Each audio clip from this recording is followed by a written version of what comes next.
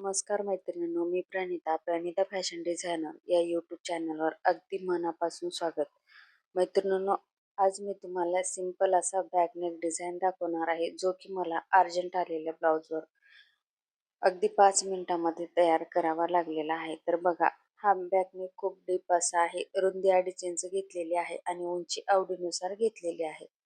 तर खालच्या साईडने आपण रुंदी 3 इंच घेतलेली आहे आणि ह्या पद्धतीने आपण इथे गळ्याचा आकार देऊन घेतलेला आहे. मैत्रिणींनो, ही डिझाईन तुम्ही डेली यूज साडीवर, काठपदर साडी किंवा डिझायनर साडीवर सुद्धा खूप छान लूक देते आणि अगदी कमी वेळामध्ये तयार होणारी ही डिझाईन आहे. तर बघा, आता ही डिझाईन आपण इथे कट करून घेतलेली आहे. आता आपल्याला घ्यायचा आहे ब्लाऊजचा मेन कपडा. ब्लाऊजचा मेन कपडा घेऊन सरळ ठेवून घेतलेला आहे आणि त्यावर आपल्याला इथे अस्तर ठेवून घ्यायचंय. व्यवस्थित असं अस्तर ठेवून घेऊन कमरेच्या साईडने इथे आपल्याला शिलाई देऊन घ्यायची आहे. तर दोन्ही साईडने अगदी व्यवस्थित ठेवायचं आहे आणि एकसारखी शिलाई मार्जिन ठेवून आपण इथे शिलाई टाकून घेऊया. एकसारखी शिलाई मार्जिन ठेवल्याने ब्लाऊजला फिनिशिंग छान येते आणि आपल्याला मेन ब्लाऊजला फिनिशिंग खूप महत्त्वाचे असते. तर त्यासाठी आपण शिलाई टाकताना शिलाई इकडे तिकडे जाणार नाही व कपड्याला कुठेही झोळ येणार नाही याची काळजी घ्यायची आहे. अगदी व्यवस्थित अशी आपल्याला इथे शिलाई टाकून घ्यायची आहे. तर बघू शकता, कमरेच्या साईडने शिलाई टाकून झालेली आहे. आता इथे कमरेला वेगळी पट्टी लावण्याची गरज नाही. गळा आणि कमरपट्टी दोन्ही एकदाच तयार होतील. त्यानंतर गळ्याला शिलाई टाकण्याच्या अगोदर आपल्याला इथे शोल्डरला टाचपिन लावून घ्यायच्या आहेत आणि त्यानंतर गळ्याला इथे सेंटरमध्येही टाचपिन लावून घ्यायच्या आहेत. गळ्याला टाचपिन लावल्याने शिलाई टाकायला सोपं जातं आणि कपडा घसरत नाही आणि गळ्याची फिनिशिंग सुद्धा बिघडत नाही. तर त्यासाठी आपल्याला इथे टाचपिन लावणं खूप गरजेचं आहे. आता बघा, एकसारखी शिलाई मार्जिन ठेवून जसा गळ्याचा आकार आहे तशी आपण इथे शिलाई टाकून घेतलेली.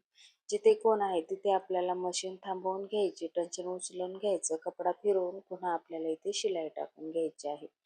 आपल्याला गळ्याला जे कोण आहेत ते अगदी फिनिशिंग सहित येणं गरजेचं आहे. तर त्यासाठी तुम्ही ह्या पद्धतीने नक्कीच शिलाई टाकून घेऊ शकता. आता बघा, इथे शिलाई टाकून झालेली आहे. मध्ये जो एक्स्ट्राचा कपडा आहे तर तो आपल्याला इथे कट करून घ्यायचा आहे.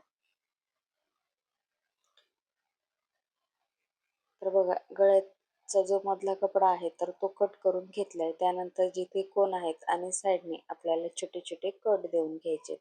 कट देताना एक्स्ट्राचा कट जाणार नाही याचीही काळजी घ्यायची आहे.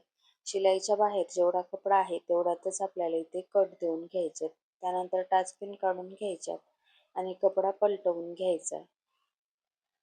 तर बघा, व्हिडिओत दाखवल्याप्रमाणे आपल्याला हा कपडा पलटवून घ्यायचा आहे. अस्तरचा कपडा आणि ब्लाऊजचा मेन कपडा दोन्ही व्यवस्थित करून घ्यायचे आणि त्यानंतर आपल्याला इथे दाब शिलाई देऊन घ्यायची.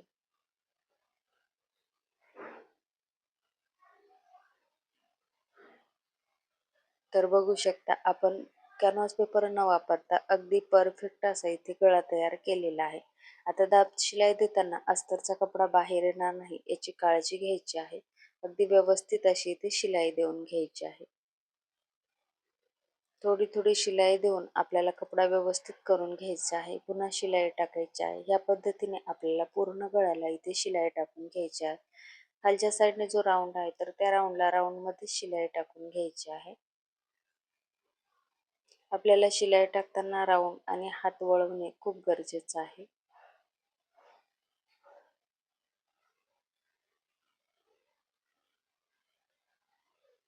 तर बघू शकता, आता इथे परफेक्ट आता आपण शिलाई टाकून झालेली आहे. त्यानंतर आपल्याला इथे कमरेच्या साईडने शिलाई टाकून घ्यायची आहे. मैत्रिणींनो, ह्या गळ्याला तुम्ही लेस लावू शकता किंवा नाही लेस लावली तरी असाही गळा ठेवला तरी खूप छान असा लुक येतो. अगदी सिंपल आणि सुंदर ही ब्लाऊज डिझाईन आहे. तुम्ही एकदा नक्कीच ट्राय करून बघा. आता कमरेच्या साईडने शिलाई टाकून झाल्यावर आपल्याला ह्या ब्लाऊजला लेस लावून घ्यायची आहे. त्यानंतर आपल्याला दोरीही लावून घ्यायची आहे. तर मैत्रिणींनो, हा थोडासा व्हिडिओ स्किप झालेला आहे आणि ह्या गळ्याचा फायनली लुक आपण इथे बघू शकता. तर मैत्रिणींनो, पुढच्या व्हिडिओमध्ये आपण लेस कशी लावायची ते अगदी डिटेलमध्ये सांगणार आहोत. तर व्हिडिओ कसा वाटला तो नक्की सांगा. धन्यवाद.